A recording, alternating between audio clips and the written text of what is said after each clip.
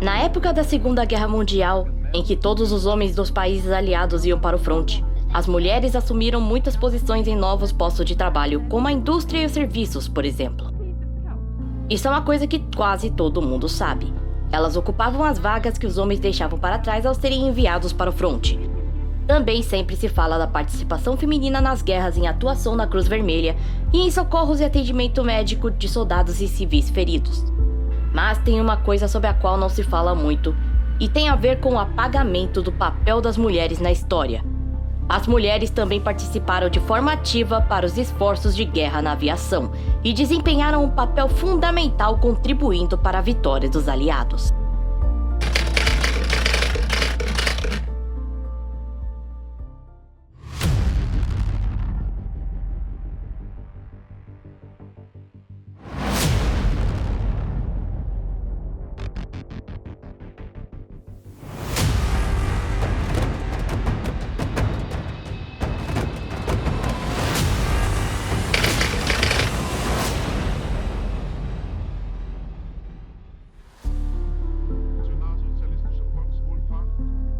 De um modo geral, os países do eixo se opuseram a enviar mulheres para a guerra. Mas nos países aliados existiram alguns esquadrões de serviços especiais femininos. Na Inglaterra, no Canadá e nos Estados Unidos, elas não foram enviadas ao fronte. Mas na Rússia, as aviadoras e combatentes chegaram a ser temidas pelos homens. A Inglaterra foi o país pioneiro na participação de mulheres nos esforços de guerra. Ainda durante a Primeira Guerra, o país criou o WERC, Women's Emergency Corps, ou Tropa de Emergência de Mulheres, com tarefas de cozinheiras de cantina, motoristas, auxiliares de ambulâncias e enfermeiras.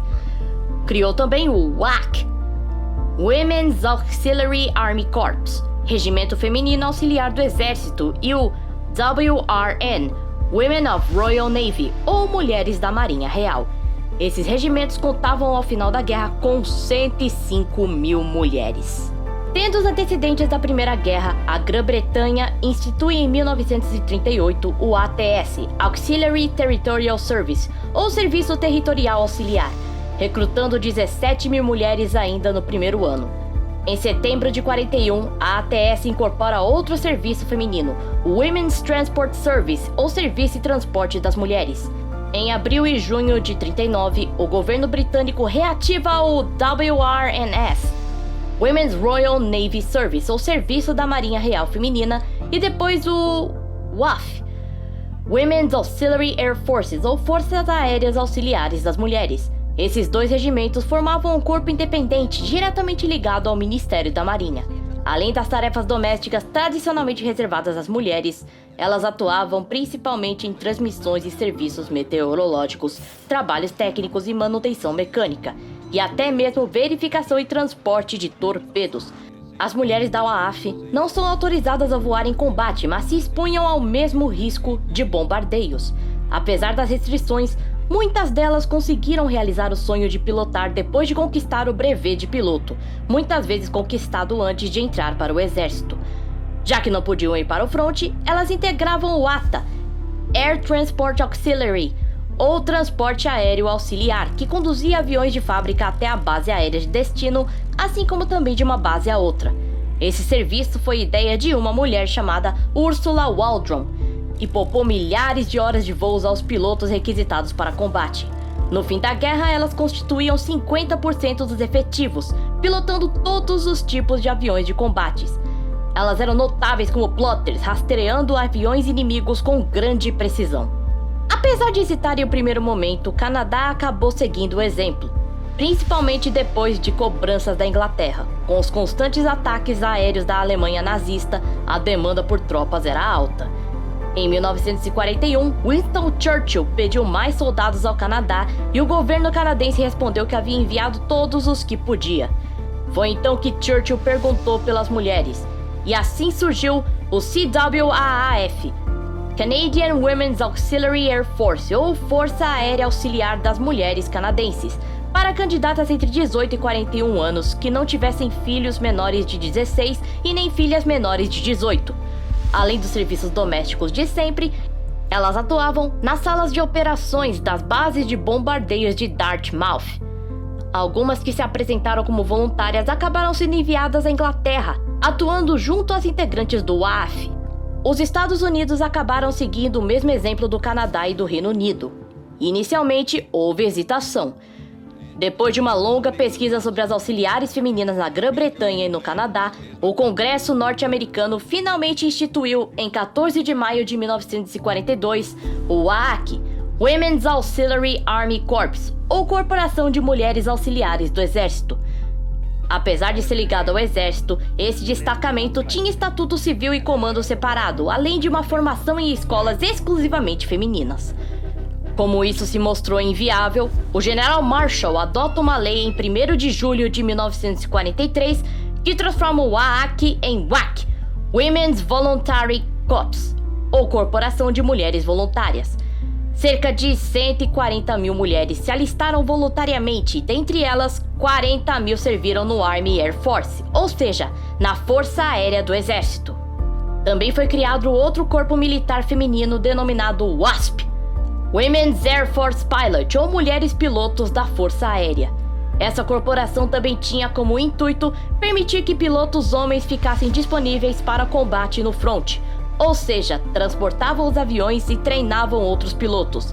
Cerca de 25 mil mulheres participaram da seleção e, apesar de subordinadas às Forças Armadas, as integrantes não tinham posição militar, o que impediu que se beneficiassem de pensões militares em caso de invalidez.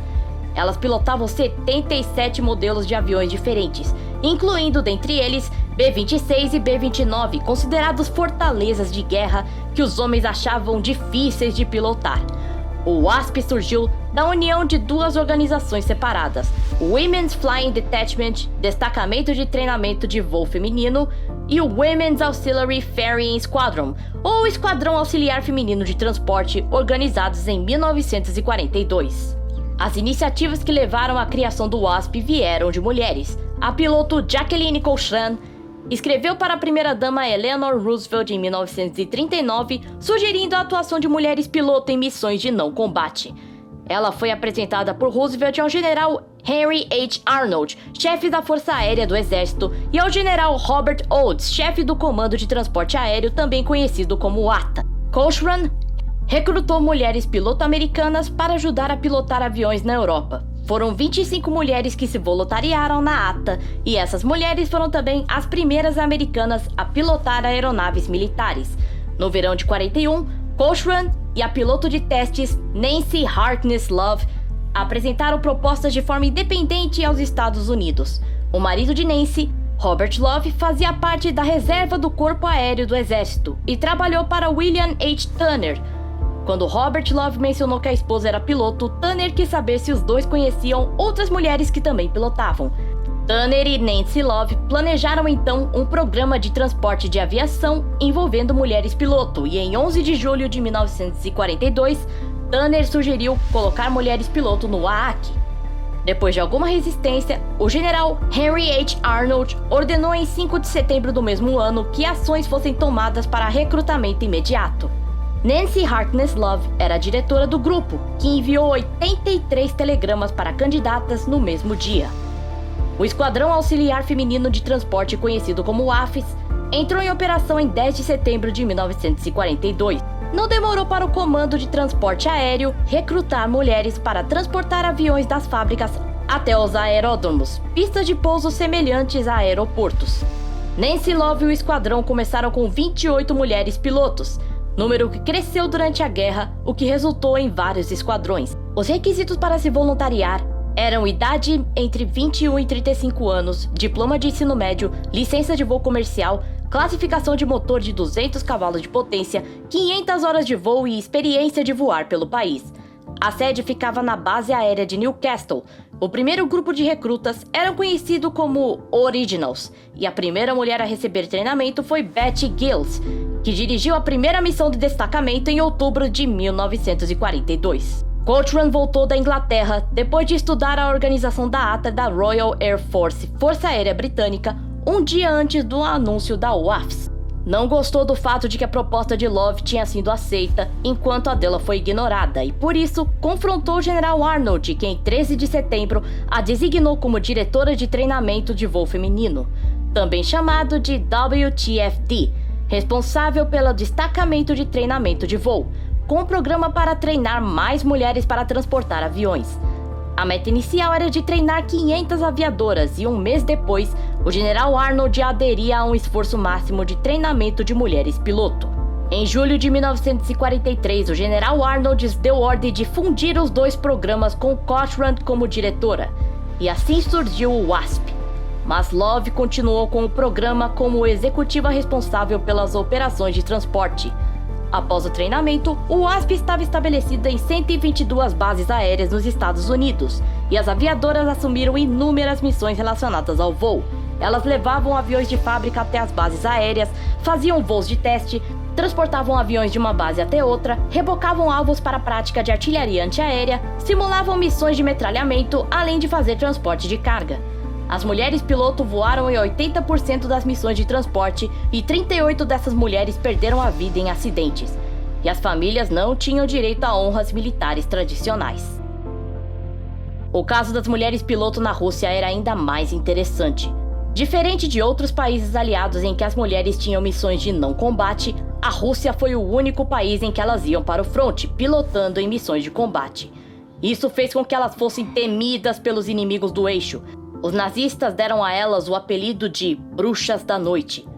Isso porque elas atingiam as tropas alemãs durante a noite, com os motores desligados.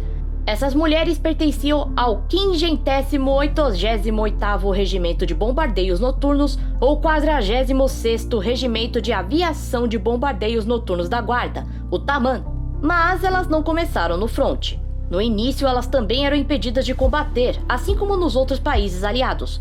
Foi então que Joseph Stalin emitiu uma ordem em 8 de outubro de 41 para implementar 3 unidades da Força Aérea compostas por mulheres, incluindo o 588º Regimento.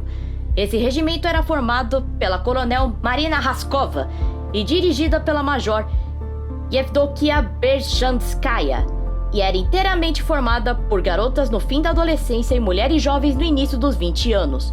O regimento voou em missões de bombardeio de assédio e bombardeio de precisão contra o exército alemão de 42 até o fim da guerra, e foi a unidade feminina mais condecorada da Força Aérea Soviética, com 23 premiadas com o título de Heroína da União Soviética.